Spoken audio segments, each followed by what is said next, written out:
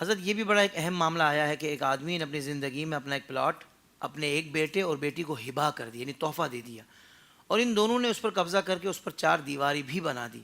پھر کافی عرصے بعد اس آدمی کا انتقال ہوا اور اس کے ان دونوں کے علاوہ اور بیٹے اور بیٹیاں بھی ہیں، تو اس کے مرنے کے بعد یہ پلاٹ جو اس نے اپنے بیٹے اور بیٹی کو ہبا کر دیا تھا ترکے میں شامل ہوگا یا یہ بہن بھائی اس کے مالک ہوں گے؟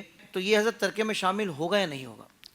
دیکھیں، اس میں ایک ٹرمنالوجی ہم استعمال کرتے ہیں کہ مشاع کا جو قابل تقسیم ہے، تقسیم سے قبل اس کا ہبہ جو ہے وہ قابل اعتبار نہیں ہے۔ یہ مشاع کیا چیز ہوتی ہے؟ اس کو بولتے ہیں جوائنٹ اونرشپ، اس کو ہم عربی میں مشاع کہتے ہیں۔ ٹھیک ہے، اب جوائنٹ اونرشپ سے یہ بھی مراد ہے کہ مثال کے طور پر میری ملکیت میں ایک پلاٹ ہے، لیکن میں 2 افراد کو ایک ساتھ ہبہ کرنا چاہ رہا ہوں، تو جب میں ہبہ کروں گا تو وہ جوائنٹ اونرشپ بنے گی۔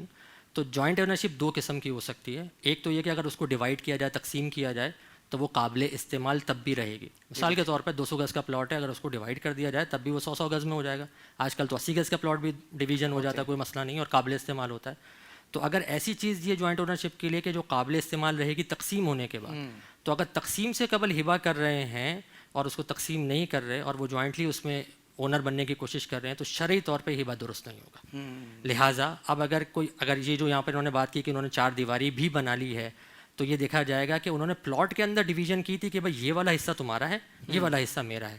یہ اگر انہوں نے کر لیا ہے والد صاحب کی حیات میں ہی، تو یہ ہبہ مکمل ہو گیا، یہ ان کی ملکیت ہوگی۔ لیکن اگر ایسے ہی نہیں کیا، صرف 4 دیواری اٹھائی ہے، باقی وہ جوائنٹ اونرشپ ان کی رہی ہے، تو اس صورت میں ہبہ تام نہیں ہوا، اور اس میں اب یہ مال وراثت ہی بنے گا۔ اس میں جو سب سے آسان معاملہ ہے نا کہ یعنی جب بھی والدین یہ سوچیں کہ ہم نے اولاد کو کوئی نہ کوئی جائیداد دینی ہے اپنی زندگی میں، ہبہ نہ کریں، بلکہ بہت ہی معمولی رقم کے بدلے میں ان کو بیچ دیں۔